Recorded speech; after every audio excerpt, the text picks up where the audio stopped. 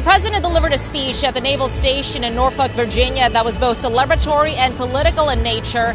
The president began by honoring the service of the members of the Navy, as well as the Navy's assets and fleet. The president got a demonstration of it on the USS George H.W. Bush out at sea. We saw live footage of those events as well, watching fighter jets, live fire, and special operations demonstrations. The president also highlighted the Navy's accomplishments at sea as he brought up some bits of naval history, including its missions throughout the world. But there were some political aspects too. The president once again airing out some grievances.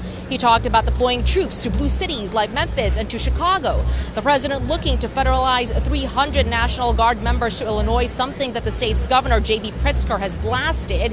He touched on the shutdown, blaming Democrats. Remember, military personnel are directly affected by the shutdown because pay is delayed until a funding deal is reached. The president calling for removing wokeness in the military as well.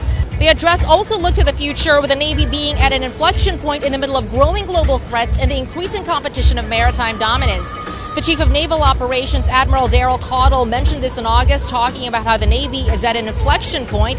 He talked about the need to be ready and fight, and the president mentioned how he wants to build lots of ships and revitalize shipyards.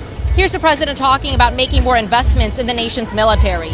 But I've also pledged the largest ever investment in our military's history. We're spending over $1 trillion.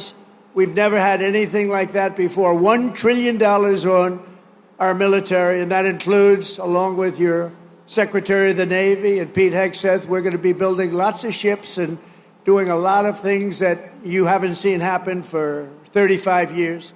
Celebrations for the Navy's 250th birthday continue this week with a slew of events in the Philadelphia area. In Norfolk, Madeline Rivera, Fox News.